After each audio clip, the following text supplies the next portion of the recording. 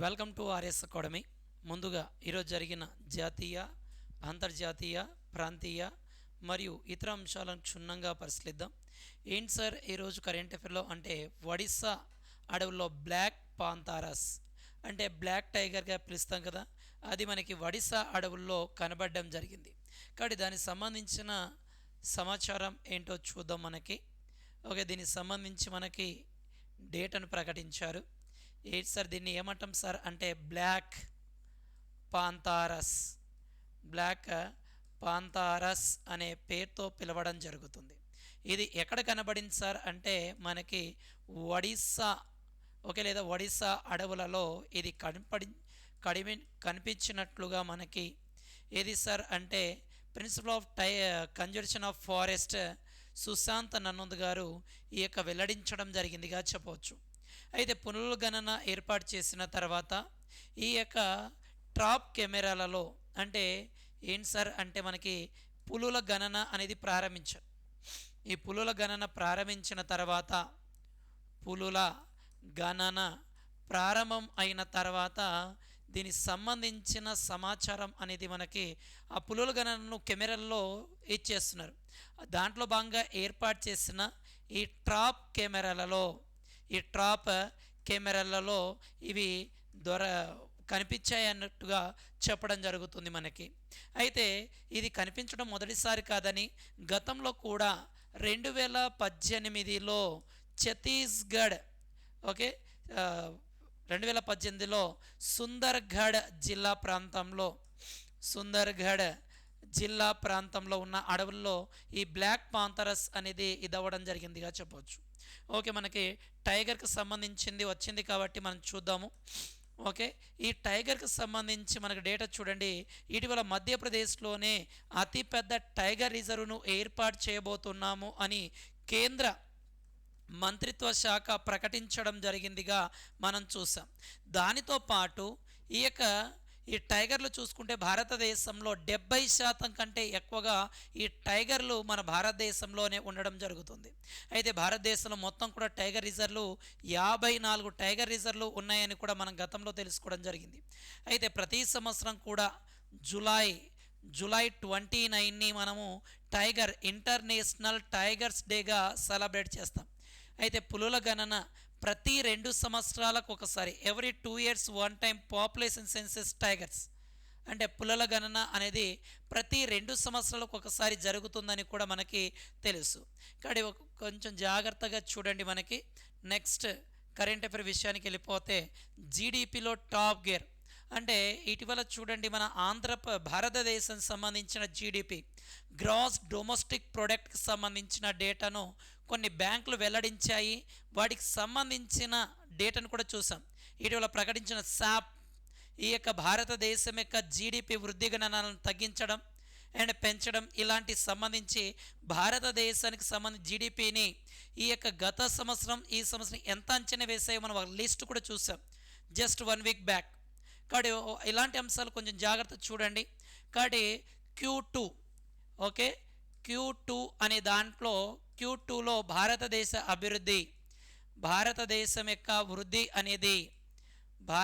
యొక్క వృద్ధి ఎంత ఉంది అని ప్రకటించారంటే 7.8% ఉన్నట్లుగా ప్రకటించడం జరిగినది మనకి. ఇది అంటే 2023-24 ఆర్థిక సంవత్సరంలో సెప్టెంబర్ రెండవ త్రైమాసికం జూలై సెప్టెంబర్ మధ్య త్రైమాసికంలో ఈ వృద్ధి అంచనాలకు మించి 7.6% వృద్ధి నమోదైంది. అదే చైనా వృద్ధి రేటు చూస్తే ఇదే కాలంలో చైనా దేశం యొక్క వృద్ధి రేటును కూడా ప్రకటించారు. 4.9% నమోదు కావడం జరుగుతుంది. అంటే ప్రపంచంలో అత్యంత వేగంగా వృద్ధి నమోదవుతున్న దేశంలో భారతదేశం అనేది ఒకటి ఉందిగా మనం చెప్పవచ్చు. మనకి ఇది అయితే మొదటి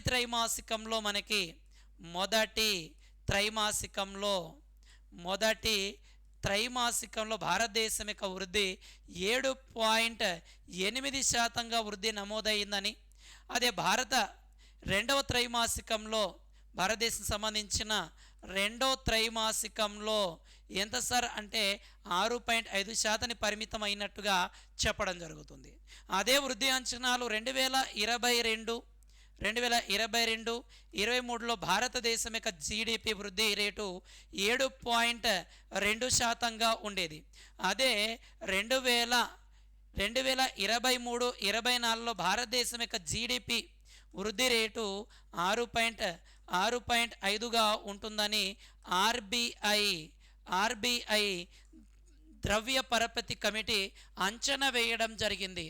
అంటే మనకి 2011-12 ధరల ప్రకారం అంచనా చూస్తే 2011-12 ధరల అంచనా ప్రకారం చూస్తే మనకి ఓకేనా ద్రవ్యోల్బణం అనేది రియల్ ఎకానమీ 2023-24 సంవత్సరంలో అంటే 2011-12 ఆర్థిక సంవత్సరంలో భాగంగా దాన్ని ఆధారంగా చేసుకొని 2022-23 ఆర్థిక సంవత్సరంలో రెండవ త్రైమాసికంలో భారతదేశం మొత్తం కూడా 38,078 లక్షల కోట్ల రూపాయలను ఆర్జించడం జరిగిందిగా చెప్పవచ్చు. అదే 2023-24లో ఈ 2011-12 ఆర్థిక సంవత్సరాన్ని బేస్ చేసుకొని ధరల ప్రకారం చూస్తే ఎంత సార్ అంటే 41.74 లక్షల కోట్లుగా ఉండడం జరుగుతుంది. అంటే వృద్ధి రేటు ఎంత పెరిగింది సార్ అంటే 7.6% వృద్ధిగా చెప్పడం జరుగుతుంది మనకి. కాబట్టి మొదటి త్రైమాసికంలో 7.8, అదే చైనా వృద్ధి రేటు 4.9. కాబట్టి ఇలాంటి అంశాలపైన కొంచెం జాగ్రత్తగా ఫోకస్ చేయండి. కాబట్టి ఇక్కడ గుర్తుపెట్టుకోవాల్సింది 2022-23-24లో ఈ జీడిపి వృద్ధి రేటు ఎంత ఉంది, అది ఎంతకు పెరగడం జరిగింది, అయితే చైనా వృద్ధి రేటు ఎంత ఉంది అని దానిపైన కాస్త జాగ్రత్తగా ఇచ్చేయండి. ఆల్రెడీ మనకి ఇప్పుడు ప్రస్తుతం చూస్తే భారతదేశం ప్రపంచంలో ఐదవ అతిపెద్ద ఆర్థిక వ్యవస్థగా ఉంది ఆల్రెడీ. కాబట్టి దీన్ని 2027 నాటికి ప్రపంచంలోనే 3వ అతిపెద్ద ఆర్థిక వ్యవస్థగా ఉండబోతుందని కూడా మనం గతంలో దీనికి సంబంధించిన సమాచారం చూసాం. కాబట్టి ఇలాంటి అంశాలపైన కాస్త జాగ్రత్తగా నోట్స్ ప్రిపేర్ చేసుకుంటే ఈ ఎకానమీ పరంగా ఎలాంటి క్వశ్చన్ వచ్చినా మనం ఆన్సర్ చేయొచ్చు.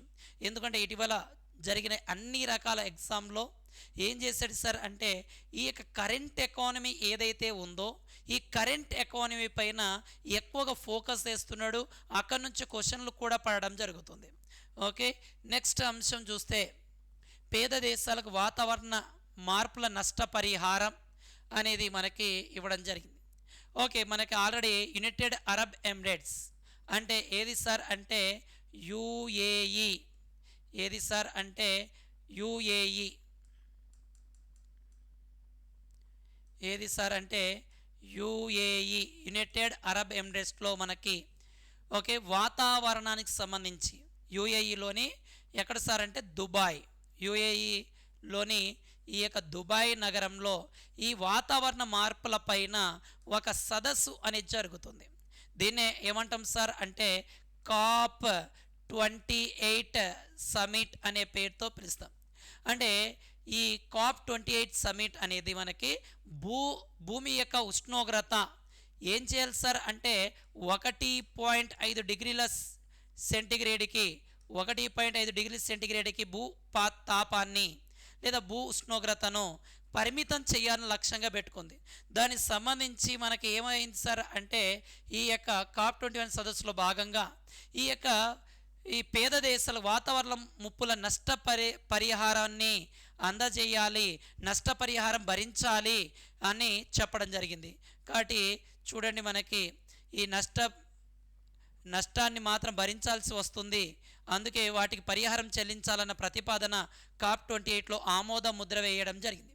అంటే ఏదైతే పేద దేశాలు ఉంటాయో ఆ వాతావరణ మార్పుల నష్టపరిహారం వాళ్ళకు చెల్లించే విధంగా రూపకల్పన చేశారు.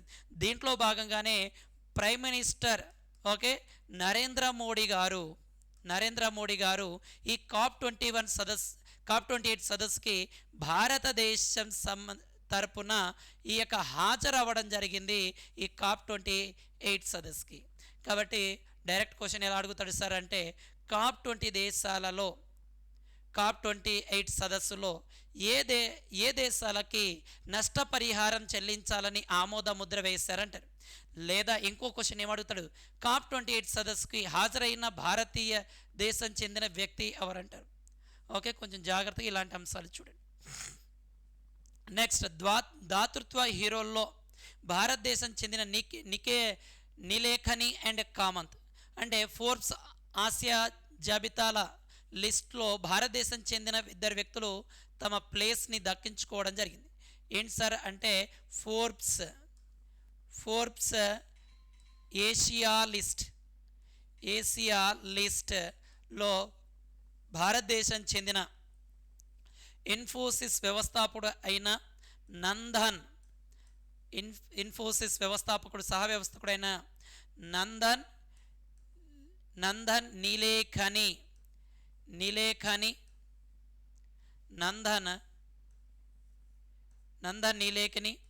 అండ్ DLF గౌరవ చైర్మన్ అయిన కేపీ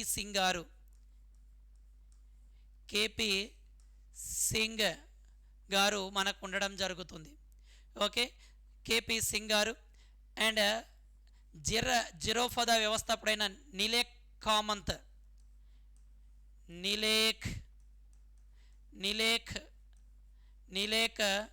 ఎవరు సార్ అంటే కామత్. ఈ యొక్క వ్యక్తులు ఈ ఆసియా లిస్ట్లో ఇచ్చడం జరిగింది. ఓకే, ఈ ఫోర్బ్స్ మ్యాగజైన్ విడుదల చేసిన 17వ, ఇది ఎన్నవది సార్ అంటే 17వ ఆసియా దాతృత్వ హీరోల జాబితాలో మొత్తం 15 మంది చోటు దక్కించుకోవడం జరిగింది.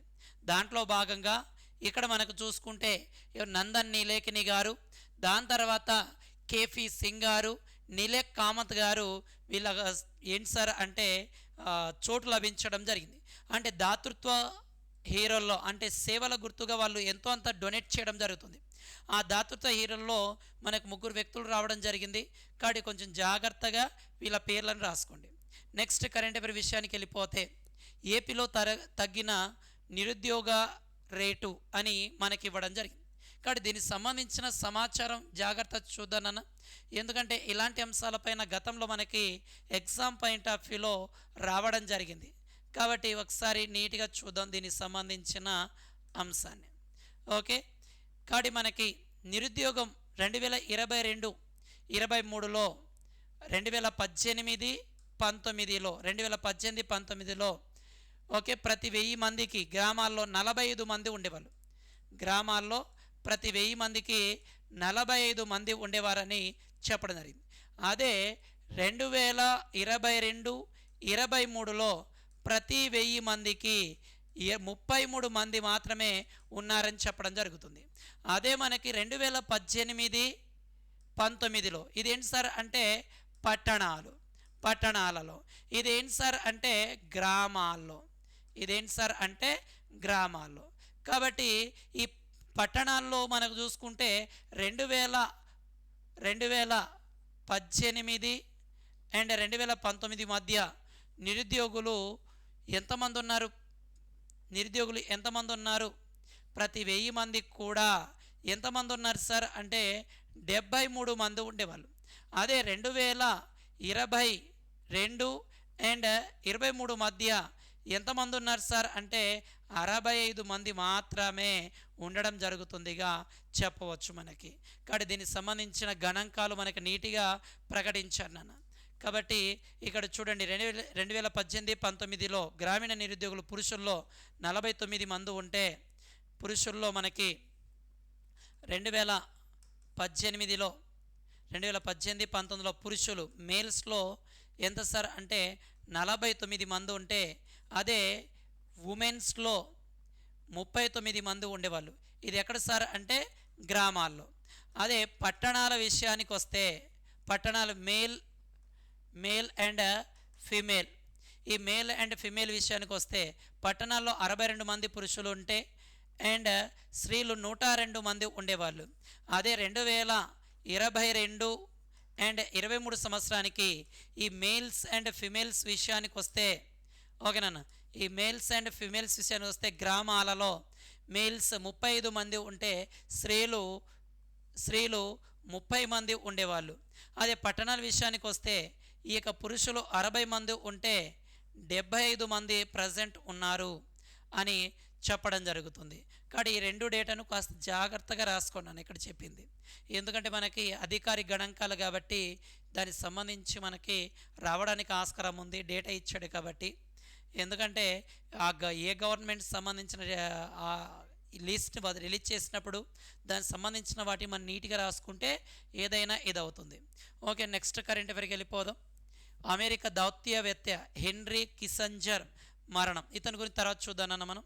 అమెరికా అంతరిక్ష సంస్థలలో పిఆర్వి పరిశ్రమ ఉత్పత్తులు అంటే అమెరికా అంతరిక్ష పరిశోధన సంస్థ అంటే మనకి ఏది సార్ అంటే నాసా. ఓకే, అమెరికా అంతరిక్ష సంస్థ ఏది సార్ అంటే మనకి ఈ నాసాకి భారతదేశానికి చెందిన ఒక కంపెనీ యొక్క ఉత్పత్తులు అందించడం జరుగుతుంది. ఆ కంపెనీ ఏంటి సార్ అంటే విఆర్వి అనే పేరుతో పిలుస్తాం. ఏమంటాం సార్ అంటే విఆర్వి అనే పేరుతో పిలవడం జరుగుతుంది. ఈ విఆర్వి పరిశ్రమకు సంబంధించిన ఉత్పత్తులను ఈ యొక్క నాసాకు అందించడం జరుగుతుంది. ఉత్పత్తులను ఈ నాసాకు అందించడం జరుగుతుంది మనకి. ఓకే, మనకి ఇది ఎక్కడ ఏర్పాటు చేశారు సార్? ఈ విఆర్వి అంటే మనకి తిరుపతి జిల్లా. ఓకే, ఎక్కడ సార్ అంటే Tirupati district Sri City. Tirupati district Sri సిటీలో భాగంగా ఈ యొక్క తొలి పరిశ్రమ అయిన VRV Asia Pacific private limited సంస్థ సంబంధించి ఏం సార్ అంటే దీని నుంచి మనకి ద్రవ ఆక్సిజన్ నిల్వ ట్యాంకులను ఎగుమతి చేస్తుంది. ఏంటి సార్ అంటే ద్రవ ఆక్సిజన్ నిల్వ ట్యాంకులను ఏం చేస్తుంది సార్ అంటే విడుదల చేయడం జరుగుతుంది. నిల్వ ట్యాంకులను ఉత్పత్తి చేస్తుంది. ఇది ఎక్కడి సార్ అంటే నాసాకు ఎగుమతి చేసే విధంగా ఇది చేయడం జరుగుతుంది. కాబట్టి కొంచెం జాగ్రత్త చూడండి. ఇటీవల నాసాకి ఆంధ్రప్రదేశ్ సంబంధించిన ఏ కంపెనీ ఉత్పత్తులను ఉత్పత్తి చేస్తుంది సార్ అంటే విఆర్వి ఆసియా ప్రైవేట్ లిమిటెడ్ సంస్థ. ఇది ఏం ఉత్పత్తి చేస్తుంది సార్ అంటే ద్రవ ఆక్సిజన్ నిల్వ ట్యాంకులను ఉత్పత్తి చేస్తుంది. దీన్ని కొనుగోలు చేసేది నాసాకు కొనుగోలు చేస్తుంది, అమెరికా చెందిన నాసా. ఓకే, నెక్స్ట్ ఆల్రెడీ మన నాసాకు సంబంధించిన ఒకటి చూసాం. 2024లో భారతదేశం సంబంధించి ఒక వ్యోమగామిని వాళ్ళు పంపించబోతున్నారు అని. ఓకే, దాని తర్వాత మనకి రక్షణ కొనుగోలు ప్రాజెక్ట్ అంటే డిఫెన్స్ సంబంధించి డేటానన్నా 2 ఏది సార్ అంటే 2.23 లక్షల కోట్ల రూపాయలతో 2.23 లక్షల కోట్ల రూపాయలతో రక్షణ ఉత్పత్తులను లేదా రక్షణ ఆయుధాలను కొనుగోలు చేయడానికి ఆమోదం లభించడం జరిగింది. ఓకే, డిఏసి అంటే డిఫెన్స్కి సంబంధించిన రక్షణ శాఖ ఆమోదం తెలపడం జరిగింది. దీంట్లో భాగంగా మనకి 97 తేలికపాటి యుద్ధ విమానాలు కొనుగోలు చేయడం. రెండవది 156 ప్రచండ్ 156 ప్రచండ్ హెలికాప్టర్లను కొనుగోలు చేయడానికి ఇచ్చేయడం జరుగుతుంది. కాబట్టి కొంచెం జాగ్రత్తగా ఇచ్చేయండి. మన ప్రజెంట్ రక్షణ శాఖ మంత్రి ఎవరు సార్ అంటే ఈ యొక్క రాజ్నాథ్ సింగ్ గారు. ప్రజెంట్ డిఫెన్స్ సెక్రటరీ ఒక సెక్రటరీ అడ్వైజరీ ఎవరున్నారు సార్ అంటే సతీష్ రెడ్డి గారు ఉన్నారు, మనం చూసాం కూడా. అలాగా 97 తేలికపాటి యుద్ధ విమానాలు అండ్ 156 ప్రచండ్ యుద్ధ హెలికాప్టర్ కొనుగోలు చేయడానికి ఒక ఒప్పందం అనేది జరగడం జరిగిందిగా చెప్పడం జరిగింది మనకి. ఓకే, నెక్స్ట్ విషయానికి వెళ్ళిపోతే 2023లో అత్యంత వేడైన సంవత్సరంగా ఈ యొక్క 2023ను ప్రకటించడం జరిగింది. ఎవరు సార్ అంటే యుఎన్ఓ. యుఎన్ఓ ఏమని ప్రకటించి సార్ 2023 సంవత్సరాన్ని ఓకే అత్యంత వేడి సంవత్సరంగా అత్యంత వేడి సంవత్సరంగా ప్రకటించడం జరిగింది. మనం గత కొన్ని నెలలుగా దీనికి సంబంధించిన డేటా చూస్తున్నాం. దీంట్లో భాగంగా మనకి 2023లో ఈ ఏడాది ఉష్ణోగ్రత 1.4 డిగ్రీల సెల్సియస్ ఉష్ణోగ్రత పెరిగింది అని చెప్పడం జరిగింది. అంటే 2023లో ఉష్ణోగ్రత 1.4 డిగ్రీల సెంటీగ్రేడ్ ఉష్ణోగ్రత పెరిగింది అని డబ్ల్యూఎంఓ వరల్డ్ మెట్రాలజికల్ ఆర్గనైజేషన్ యొక్క ప్రధాన కార్యదర్శి పిటెరి థాలస్ అతను ప్రకటించడం కూడా జరిగింది.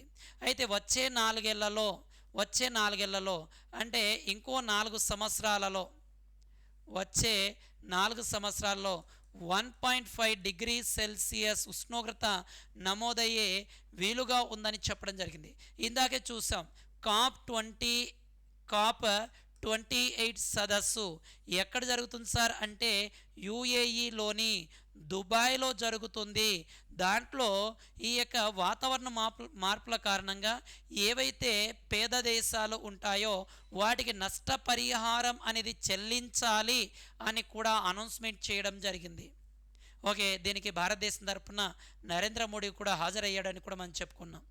ఓకే, నెక్స్ట్ మాంసం లభ్యతలో తెలంగాణ అగ్రస్థానంలో ఉండడం జరుగుతుంది. ఓకే,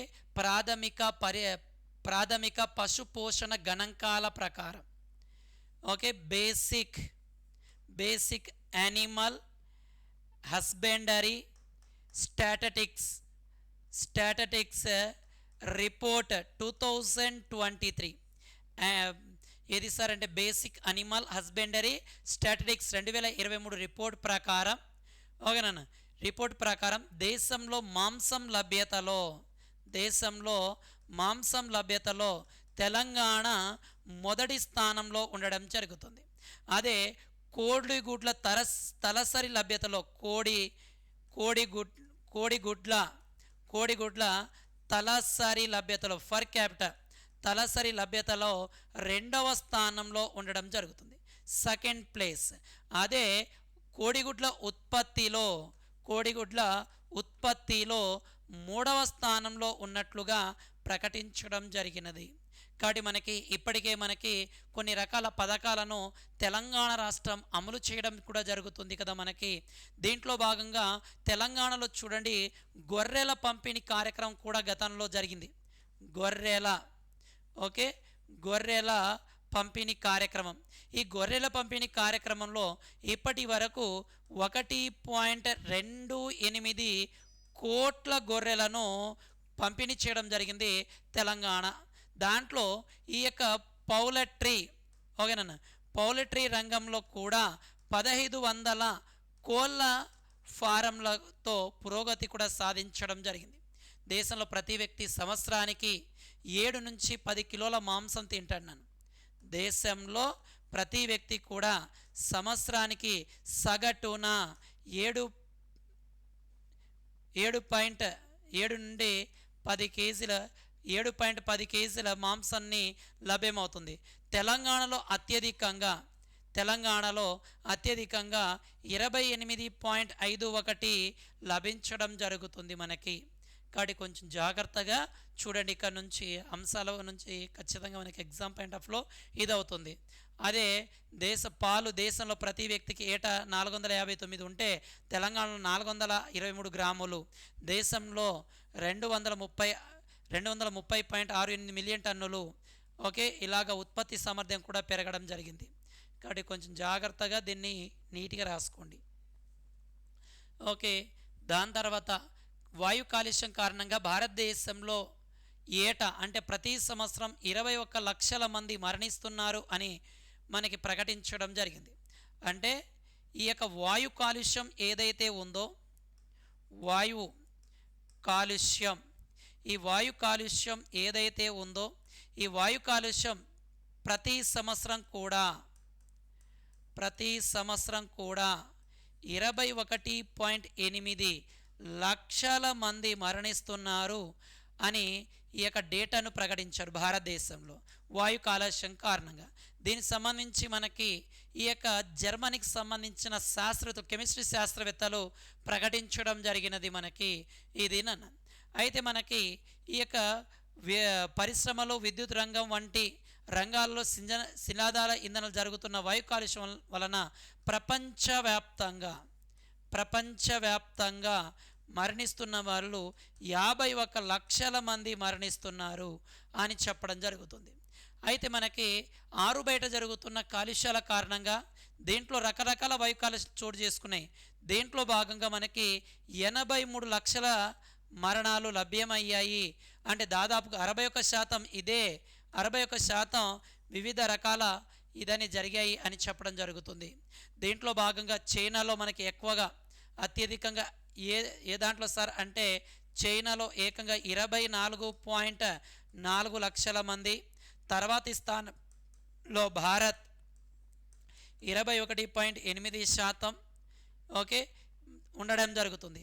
అత్యధికంగా దీంట్లో గుండె జబ్బు కారణంగా 52% మంది, పక్షవాతం పెరాలసిస్ వలన 30% మంది, ఊపిరితిత్తుల వలన 16% మంది, మధుమేహం వలన 6% మంది ఈ యొక్క మరణాలు సంభవిస్తున్నాయి అని కూడా చెప్పడం జరుగుతుంది మనకి. ఓకే, దాని తర్వాత చూసుకుంటే హెన్రీ కిస్సింజర్ కన్నుమూత. మనం ఇందాక తర్వాత చెప్తానని చెప్పాను కదా, దానికి సంబంధించిన వ్యక్తి నన్న. ఇతను అమెరికా దేశానికి చెందిన వ్యక్తి, యుఎస్ఏకి చెందిన వ్యక్తి. ఇతను హెన్రీ కిస్సింజర్ అనే పేరుతో పిలుస్తాం. ఇతను అమెరికా దేశంలో మంత్రిగా పనిచేసాడు. మనకి అమెరికా దేశంలో మంత్రిగా పనిచేయడం జరుగుతుంది. ఓకే ఏమనొచ్చు సార్, ఇతన్ని దౌత్యవేత్తగా కూడా ఇతను పనిచేయడం జరుగుతుంది. ఇతనికి 1973లో నోబెల్ శాంతి బహుమతి కూడా ఇతనికి లభించడం జరిగిందిగా చెప్పవచ్చు మనకి. దాని తర్వాత ఇతను 1971లో భారత్ పాకిస్తాన్ మధ్య జరిగిన యుద్ధంలో భాగంగా కూడా ఇతను అమెరికా తరపున పాకిస్తాన్కి అండగా కూడా ఉండే విధంగా ఇచ్చేయడం జరిగిందిగా చెప్పవచ్చు మనకి. ఇది ఓకేనా. దాని తర్వాత చూసుకుంటే నెక్స్ట్ మనకి మహిళా క్యాడెట్లకు రాష్ట్రపతి అభినందన. ఓకే, కాబట్టి మనకి మహారాష్ట్ర పూణేలో, ఓకే మనకి ఎక్కడ సార్ అంటే మహారాష్ట్రలోని పూణే ప్రాంతంలో మనకి ఏముంది సార్ అంటే నేషనల్ డిఫెన్స్ అకాడమీ అనేది ఉంది. ఈ నేషనల్ డిఫెన్స్ అకాడమీలో భాగంగా 145వ కోర్సు విజయవంతంగా పూర్తి చేయడం జరిగింది. దీంట్లో భాగంగా భారతదేశం యొక్క సర్వ సైన్య అధ్యక్షురాలు లేదా అధ్యక్షుడుగా అంటే త్రివిధ దళాల అధిపతి అనే పేరుతో పిలుస్తాం. త్రివిధ దళాల ఏమంటాం సార్ అంటే త్రివిధ దళాల అధిపతి అనే పేరుతో పిలుస్తాం. ఈ త్రివిధ దళాల అధిపతికి సంబంధించి ప్రథమంగా మహిళా క్యాడెట్ల బృందం పాల్గొనడం జరిగింది. అంటే క్యాడెట్లు ఈ గౌరవ వందనం అందిస్తారు కదా, దీంట్లో భాగంగా మహిళా క్యాడెట్లకు ఓకే రాష్ట్రపతి అభినందనం చేయడం జరిగింది. కాబట్టి దీంట్లో భాగంగా త్రివిధ దళాల బలగాలకు అధికారులకు శిక్షణ అందించే సంస్థ ఎన్డీఏ నేషనల్ డిఫెన్స్ అకాడమీ. అయితే దీంట్లో మొట్టమొదటిసారిగా 19 మహిళా క్యాడెట్లను చేర్చుకోవడం జరిగింది. వాటిలో భాగంగా 15 మంది ఒకే కవాతులో పాల్గొన్నారు. కాబట్టి మొత్తం కూడా నేషనల్ డిఫెన్స్ అకాడమీ ఈ త్రివిధ దళాల అధిపతులకు ట్రైనింగ్ ఇస్తారు. దీంట్లో భాగంగా మొదటిసారిగా మహిళలు 19 మంది ఉన్నారు. ఆ 15 మందిలో 19 మందిలో 15 మంది దీంట్లో ఏ దాంట్లో పాల్గొన్నారు సార్ అంటే ఈ యొక్క రాష్ట్రపతి మహిళా రాష్ట్రపతి క్యాడెట్గా అభినందన చెప్పడంలో పాల్గొనడం జరిగింది. దాంతోపాటు మనకి ఇది దేశానికి ఒక చారిత్రకమైన పరిణామం అని కూడా చెప్పడం జరిగింది. ఆల్రెడీ చూడండి మహిళల్లో 33% చట్టసభలో రిజర్వేషన్ సంబంధించి బిల్లు కూడా ఆమోదం జరిగింది. కానీ ఇలాంటి అంశాలపైన కొంచెం జాగ్రత్తగా ఫోకస్ అయ్యింది. ఇందాక భూతాపం సంబంధించి డేటా చూసాం కదా నాన్న. ఇది మనకి పాలిస్తీనా అండ్ ప్రజలకు అంతర్జాతీయ సాంఘీభావ దినోత్సవంగా నవంబర్ 29ని ప్రకటించడం జరిగింది. అంటే ఇంటర్నేషనల్ సాలిడారిటీ డేగా ప్రకటించడం జరిగింది. ప్రపంచ క్యాలెండర్లో ఒక ముఖ్యమైన రోజుగా గుర్తించబడింది. ఏంటి సార్ అంటే నవంబర్ 29ని ఏ డేగా సెలబ్రేట్ చేస్తాం సార్ అంటే అంతర్జాతీయ సాంఘీభావ దినోత్సవం. దీన్నే మనం ఇంటర్నేషనల్ సాలిడారిటీ డేగా సెలబ్రేట్ చేయడం జరుగుతుంది. ఆల్రెడీ ఇటీవల చూడండి ఈ ఇజ్రాయిల్ అండ్ పాలిస్తాన్ మధ్య యుద్ధాలు అనేవి తరచుగా జరుగుతున్నాయి కదా. దాంట్లో భాగంగా నవంబర్ 29ని అంతర్జాతీయ సాంఘీభావ దినోత్సవంగా ప్రకటించడం జరిగింది. ఇది ఈరోజు జరిగిన జాతీయ, అంతర్జాతీయ, ప్రాంతీయ కరెంట్ అఫైర్ అన్న. రేపటి కరెంట్ అఫైర్లో ఏవైనా మిగిలిపోయిన అంశాలు ఉంటే రేపటి కరెంట్ అఫైర్లో చూద్దాం. ఆర్ఎస్ అకాడమీ, సాయి వసంత కాంప్లెక్స్, బిర్లా కాంపౌండ్, మీ స్వామి సార్. జై హింద్.